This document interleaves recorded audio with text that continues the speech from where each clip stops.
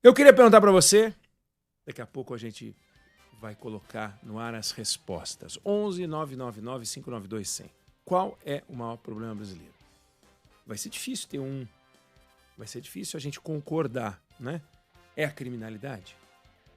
Você sai de manhã, você pensa na criminalidade, você pensa na inflação, você pensa no sistema de saúde, você pensa na educação. Do que você pensa? Tem muito problema para a gente discutir. Você pensa na próxima eleição? Não sei, eu queria te ouvir. Queria saber no que você pensa. Se você fosse listar não, apontar o maior problema brasileiro. Também não se obrigue a apontar o maior. De repente você quer falar, olha, não tem o maior não. Tem 3, eu quero listar quais são. Ok, fique à vontade. Daria para a gente falar sobre todos os que forem citados, não há a menor dúvida, mas eu queria chamar a atenção para um que, sem dúvida nenhuma, tem que fazer parte da lista. Pode não fazer parte da sua lista, mas tem que fazer parte da lista dos grandes problemas brasileiros. Por quê? Assim, carga tributária, os impostos que você paga, né? Taxa de juros, né? Outra pergunta, outro item que pode te preocupar. Semana que vem vai ter reunião do Copom, vai ter aumento de juros de novo. E o assunto que é essencial a gente colocar na lista dos grandes problemas nacionais, ainda que a gente não acorde de manhã pensando neles, e nem todo problema que nos faz pensar de manhã ao acordar realmente é o mais importante, é difícil saber o mais importante, é o custo da Previdência. Não existe despesa maior no país do que o pagamento de aposentadorias e pensões. Não existe nenhum custo maior do que o pagamento dos benefícios. Não existe. E não é ruim que seja o maior, é natural que seja o maior. Porque você trabalha a sua vida inteira, recolhe impostos e quando você se aposenta, é natural que você receba. E na fase em que você está recebendo, você não está produzindo necessariamente. E então você vai ser sempre um custo. Só que em algum momento você foi uma fonte de receita de um custo gerado por um outro, pelo seu pai, pelo seu avô, por outras pessoas, porque é uma despesa solidária, ela é bancada pela sociedade e quando você chega numa certa idade, você começa a ser o beneficiário. É estranho, eu sei, você falar que os aposentados e os pensionistas são um custo, mas são um custo. Se você pensar assim, você paga aluguel, é essencial para você morar. Se você não tem uma casa própria, é essencial. Se você tem uma casa própria e está pagando a prestação, pagar a prestação é essencial. Mas é um custo. Quais são os custos da sua vida? O aluguel, a prestação da casa própria, o plano de saúde. São custos, né, que você tem. Ainda que você esteja usufruindo. Você está pagando um carro, a prestação. Você pagou a gasolina, é custo. Pagou o cinema, é custo. Mas você desfruta do cinema, você desfruta da aposentadoria, ainda que ela possa ser muito modesta, e na maior parte das vezes ela é muito modesta. Mas o problema é que uma despesa modesta multiplicada por 34 milhões vira uma despesa muito pesada. E no Brasil a gente tem 3 fontes principais de despesas previdenciárias muito pesadas, né? Uma é a despesa do INSS. O que é isso? A diferença entre o que se arrecada pelo sistema INSS e que o governo tem que aportar a mais para que todo mundo que tem direito de receber o benefício receba o benefício. Então, hoje, o déficit da Previdência do INSS é de quase 300 bilhões de reais, do INSS. Ou seja, o sistema privado beneficia 34 milhões de pessoas, mas o que é arrecadado na rubrica INSS, que a gente recolhe como INSS ao longo da nossa vida, não é suficiente para pagar as aposentadorias, pensões, benefícios. Faltam 300 bilhões de reais. Este ano de 2024, hein? Vai ser maior em 2025, vai ser maior em 2026. Quando a gente pega servidores da União, eu falei que aqui são 34 milhões de pessoas, servidores da União, deixa um déficit de 55,7 bilhões de reais para beneficiar 737 mil pessoas. Então você perceba, 34 milhões de pessoas geram um déficit de 297, 300 bi. 700 mil pessoas geram um déficit de 55,7 bi. Olha que coisa maluca. Mas continua. Forças Armadas. 51 bilhões de reais de desencaixe em 2024.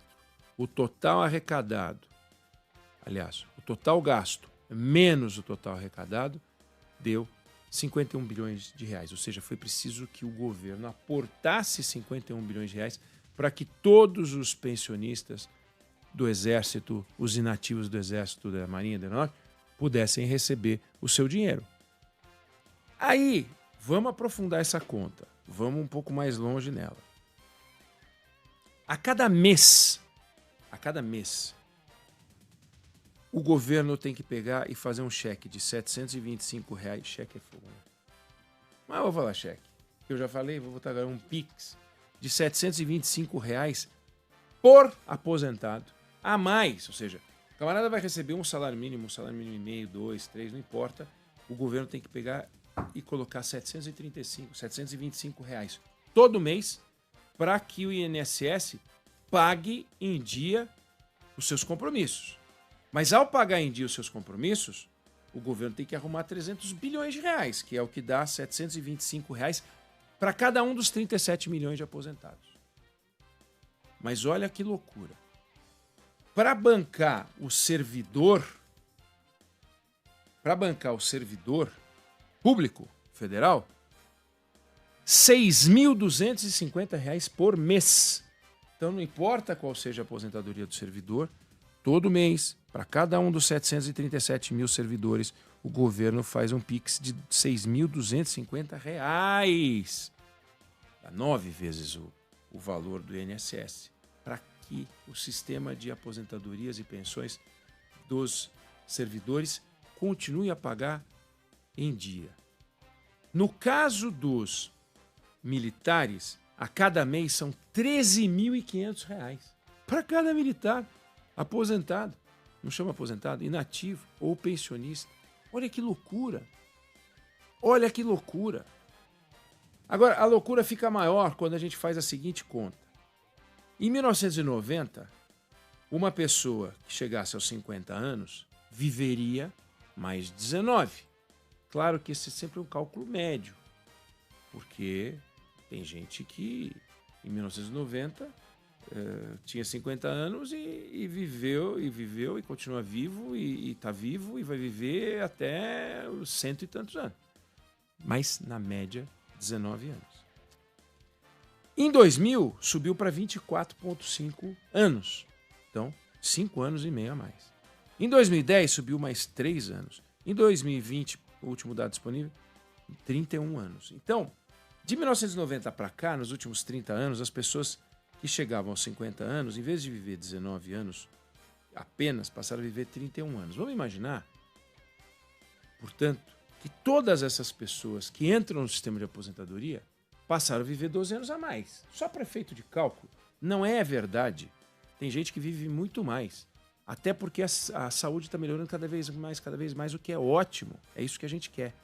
Mas ao viver 12 anos a mais, um aposentado do INSS custa a mais para os cofres públicos só por esses 12 anos, ao ritmo de R$725 por mês, ele custa R$104.400 a mais.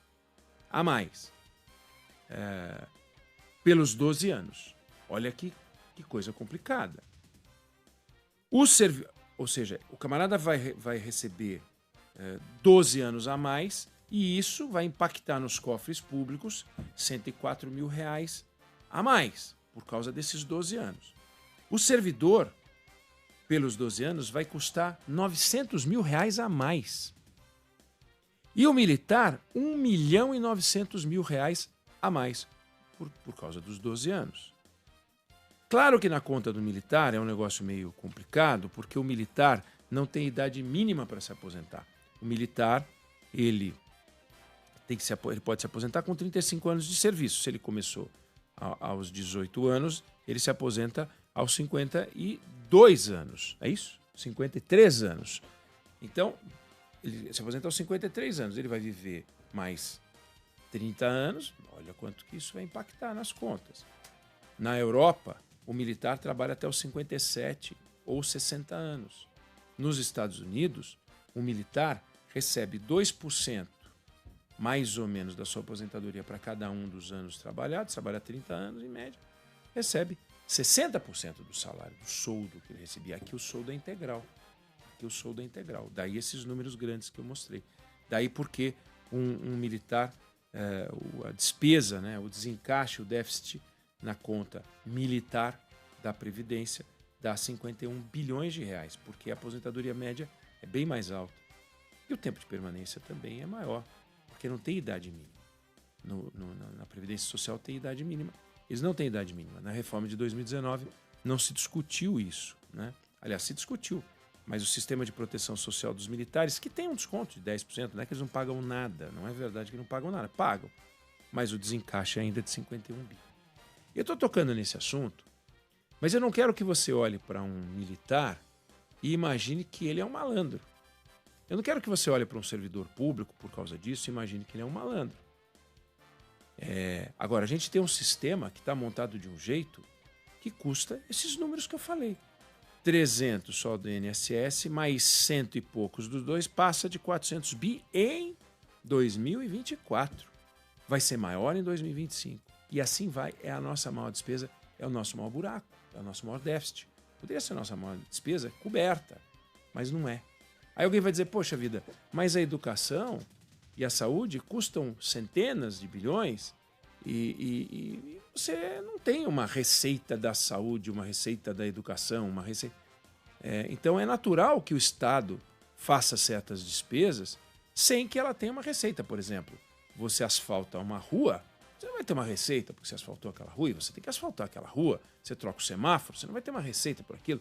Sim, mas quando você monta um sistema que tem por objetivo ser equilibrado, você tem que arrumar de algum jeito esse dinheiro, porque esse dinheiro é uma obrigação. Você pode adiar a reforma de uma rua, né? Fica tudo esburacado, é um inferno, mas você pode conviver com o semáforo queimado, é um desastre, mas pode. Mas você não pode deixar de pagar aposentadoria e pensão. Não pode. Você tem que pagar todos os meses. Você tem que honrar. É um compromisso da sociedade, é um compromisso constitucional. Todo mundo tem direito a receber, né? Desde que atenda às exigências previstas pela Constituição, pela lei. E está na hora da gente voltar a discutir esse assunto. Está na hora da gente voltar para a prancheta. É que nem fazer um cheque. Voltar para a prancheta. É que eu acho tão bonito prancheta. No tablet? No tablet. Voltava no tablet. E sentar e discutir essa questão. Não dá para a gente conviver com esses números e achar que está tudo bem. Todos os países do mundo, de tempos em tempos, têm que voltar ao assunto Previdência, que nem cortar unha. A gente fez a reforma da Previdência em 19 e não é porque a gente fez há pouco tempo que não tem que fazer de novo. Porque a gente demorou tanto tempo para fazer que já deveria ter feito de novo. A de 19 saiu atrasada e pela metade. Foi a reforma possível. Não dá para fazer a reforma necessária. A gente tem que fazer só a reforma possível. Não vai fazer a reforma necessária. Vai fazer a reforma necessária na sua casa. Não há orçamento que aguente. Você só consegue fazer a reforma possível. Então, nós temos a necessidade de voltar a discutir, pegar o tablet, como disse o Sandro, e avaliar qual é a reforma possível para pegar esses números e reduzir. Porque tudo isso impacta num negócio chamado dívida pública, que só vem aumentando. E a dívida pública vai aparecer, vai mostrar suas garras em breve. Os estudiosos falam, o orçamento de 2027 é um desastre, contratado. Está tudo montado para sobreviver até 2026, 2027, quando o governo preparar o projeto de orçamento para o ano de 2027, que ele tem que entregar até agosto de 2026, o buraco vai aparecer. Um buraco monumental, com um déficit apontando para um número grande. Que os mais conservadores dizem que vai beirar os 80 e poucos % do PIB, e os mais, digamos, vamos chamar de pessimistas, mais temerosos, acham que esse número pode passar de 100% do PIB, o que é uma loucura para o Brasil. O Brasil não tem uma tradição de ser um bom pagador, ou melhor, até é um bom pagador, mas com histórico de calote. E a dívida pública num patamar muito acima dos países emergentes. Então, temos que fazer alguma coisa. Nós não podemos achar que isso está direito. Eu não estou dizendo que é injusto que um militar receba mais ou menos, é injusto que o servidor receba mais. O que não é justo é o seguinte: temos uma massa de pessoas recebendo um salário mínimo, não consegue viver com esse dinheiro. É uma massa monumental, é a grande maioria dos aposentados e pensionistas. Você pode escrever para a gente também, contando do seu caso, do caso de alguém da sua família, qual é a aposentadoria que você recebe. E não dá para a gente conviver com essa realidade e achar que está tudo bem, que pode viver na buraqueira. Esse é o ponto. Mas eu queria ouvir de você qual é, na sua opinião, o problema brasileiro que a gente tem que enfrentar com urgência. Eu estou jogando o assunto previdência, já falei aqui de criminalidade, já falei de inflação, já falei de saúde, já falamos de vários assuntos. Toda hora a gente traz um assunto nacional importante para a gente discutir. Eu quero ouvir a sua opinião. Não sei se você concorda com o que eu disse, se você discorda, mas essa é a opinião que eu tenho sobre esse assunto.